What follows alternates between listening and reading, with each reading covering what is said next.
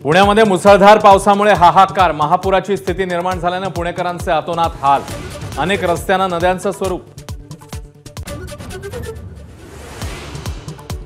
खडकवासलामधून 6 वाजता 40,000 क्युसेकने विसर्ग वाढवणार जलसंपदा विभागाची माहिती, तर प्रशासनाकडून पुणेकरांना सतर्कतेचा इशारा। पुण्यातल्या पूरस्थितीत मदतीसाठी लष्कराचे जवान आले धावून, सिंहगड रोडवरील मदत कार्यात लष्कराला पाचारण।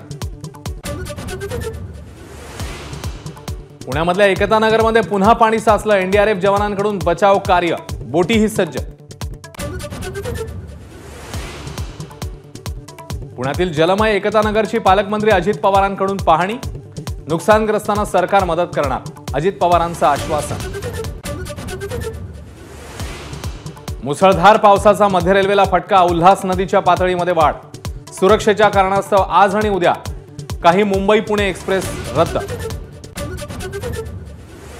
मुंबई शहर आणि उपनगरात सकाळपासून तुफान बॅटिंग करणाऱ्या पावसाची दुपारनंतर काहीशी उसंत, तिन्ही मार्गावरच्या लोकल विलंबाने रस्ते वाहतुकीचा वेगही मंदावलेला। मुंबईला पाणी पुरवठा करणारे 7 पैकी 4 तलाव तुडुंब, मुंबई ठाणे भिवंडीतली 10% पाणी कपात मागे। कल्याणच्या शिवाजीनगर परिसरात 200हून अधिक घरांमध्ये गुडघाभर पाणी, वालधुनी नदीच्या कडेला असणाऱ्या घरांमध्ये पाणी शिरल्यानं नागरिकांचं स्थलांतर। कोल्हापुरात पंचगंगा नदीने धोक्याची पातळी गाठली, 83 बंधारे पाण्याखाली, कोल्हापूर रत्नागिरी मार्ग वाहतुकीसाठी बंद।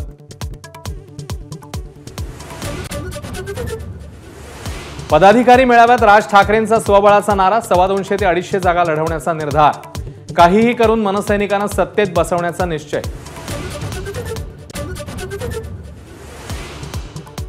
मुंबईत नोकरी पण मराठी माणसाला नो एंट्री, व्हायरल जॉब पोस्टमुळे मनसे आणि ठाकरेंची शिवसेना आक्रमक, टीकेनंतर आर्या गोल्ड कंपनीच्या मालकाकडून माफीनामा। एबीपी माझा, उघडा डोळे बघा नीट।